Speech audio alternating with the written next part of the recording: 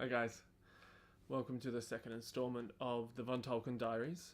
I wanted to give you an update first on how things have been going, like I said I would each week.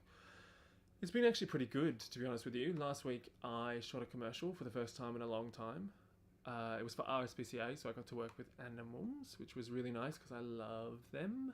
And I got to work with a really great young actress, so it was really, really lovely, especially just to be on set again. I haven't been on set in about 6 months, and it was just felt like I was in my element, which was nice. And then also I had, I think, 3 auditions last week, which is a lot really in a week for how sporadic auditions can be. So this just felt like, in one aspect, things were moving, things were going forward, and it was really, really lovely. As for the website, I got the formatting down, so that was fantastic, and I think it looks really nice. I started work on articles and piecing together pictures and trying to figure out exactly what I'm going to say and what I'm going to do, and yeah, I think it's all going really well. It launches in a couple of weeks, and you guys will tell me then if it has been going well or not, but I hope you think it has as much as I do. I wanted to also, as I said last week, share with you each week a little bit about why my journey has taken so long to get to a point where I can give everything I've got to what I love and what I want to do and who I am. And something came up the first day I started this new self-employment journey.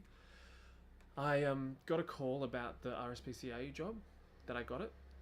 Same call, I got another audition. And then I got a further audition later in the day. The website stuff went really well. Everything seemed to be going according to plan, and I was really happy with how things were going.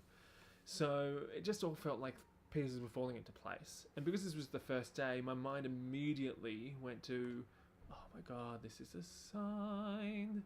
And this is how it's meant to happen, all that type of thing. Now, I don't actually, I'm not going to say I don't believe in signs. I put no stock into anything that may be considered a sign, if that makes any sense, like coincidences, all that type of thing. The reason I don't is actually because signs and what they entailed really held me back for a long time. When I was young, I was raised in a religious family, and part of this meant that I believed that God was always looking after me. Now, this is a really nice feeling to have as a little kid, because you think, oh, there's this other being that's really protecting me and making me feel warm and safe and all that type of thing. But as I grew up, what I realized was actually happening, or did happen, was it made me really lazy and really complacent. So I felt like God was there to make things happen for me, and what was meant to happen would happen, so I didn't have to put any effort in, and I would get what I needed and what I wanted. And if things didn't happen, then it was meant to be that way. It really did 2 things to me. It took away a lot of my power. I surrendered it, like I had no real ability to make what I wanted happen. And secondly, it actually made me really arrogant.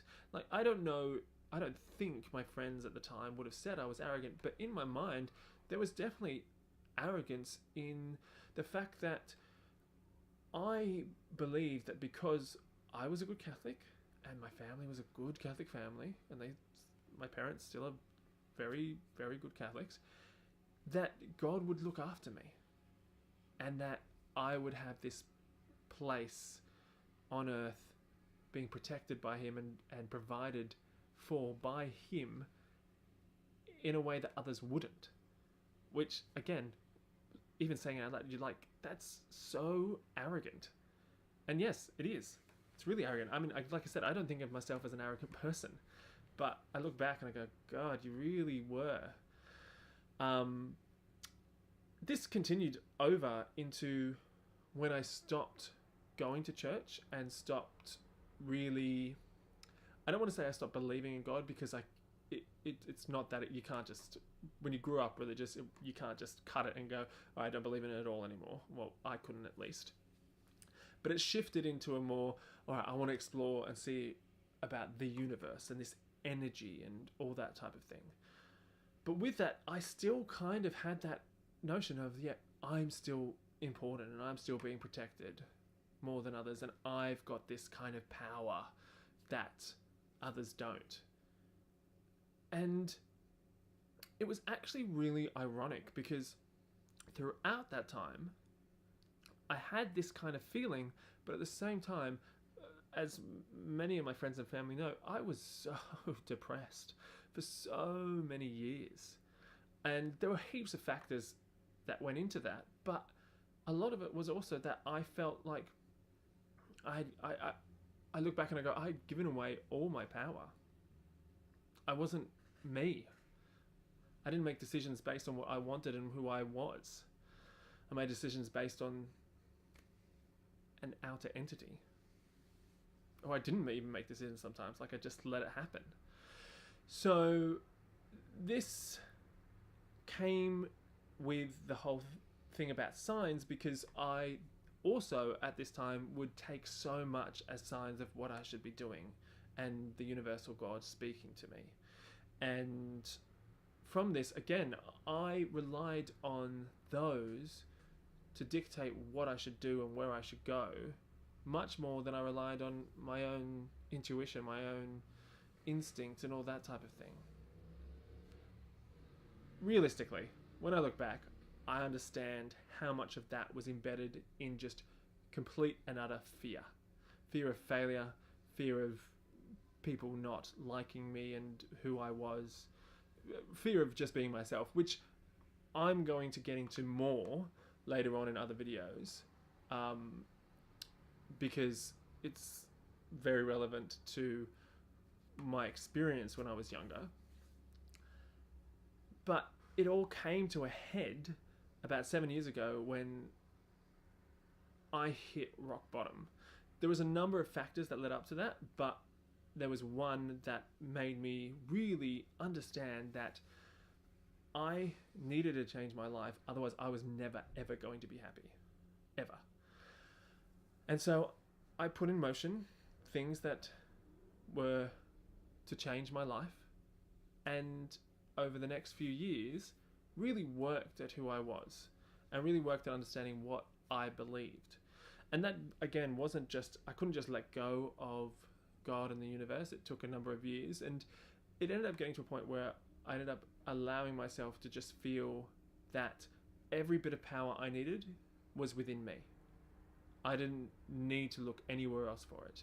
I said to a lot of my employees when I was a manager that the only person you have to make proud every day is yourself. And if you do that, it doesn't matter what anyone else think, whether it be someone, a physical person here on earth, or an outer entity. As long as you're not hurting anyone and you're not forcing other people to do what you think is right, then I don't see what's wrong with living your truth. So I worked on that, and I got to a point where I believed in none of it. No God, no universe, no energy, no nothing.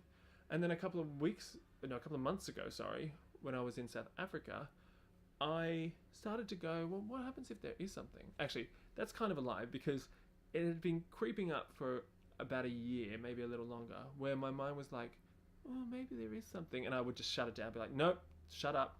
I've dealt with you. You're dead. Stop. And then I kind of allowed it. I finally went, no, you have to be honest with yourself. You have to listen to what your mind is saying. And I allowed myself to sit with, well, what happens if there is something and there are signs, or there are like an energy in working for you? And I kind of went, oh, you know what? That's okay. I can never know whether there is. But it is okay if there is, because now I can work giving it everything I've got to achieve what I want to achieve. And if there is something working in tandem with me that I don't know, then it's only going to be an added bonus. And if there isn't, then I'm still working as hard as I can.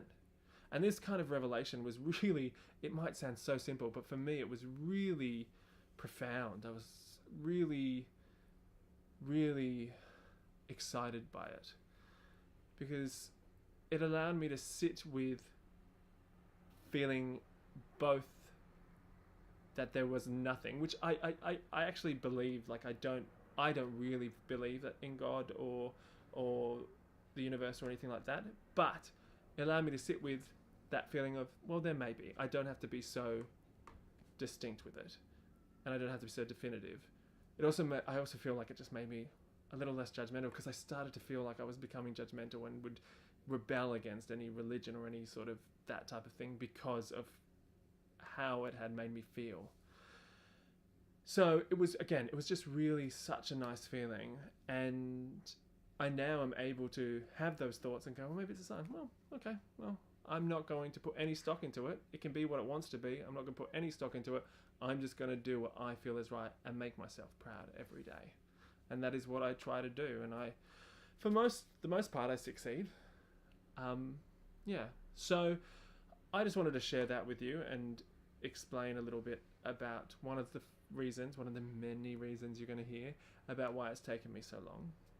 And I'd be really interested to hear from you guys, if you want to leave comments, or if you know me and you want to text or email or anything like that, what you guys believe. And if you have struggled with, struggle is probably the wrong word, if you have even thought about this whole concept of God, the universe, signs, all that type of thing, or if it hasn't ever been something that's crossed your mind, I'd be really interested to know. So however you want to communicate with me, feel free.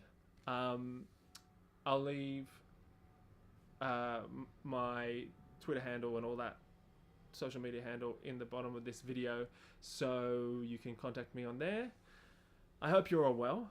I will see you in a week with another potentially as long a video. I hope you've all stayed with me this long.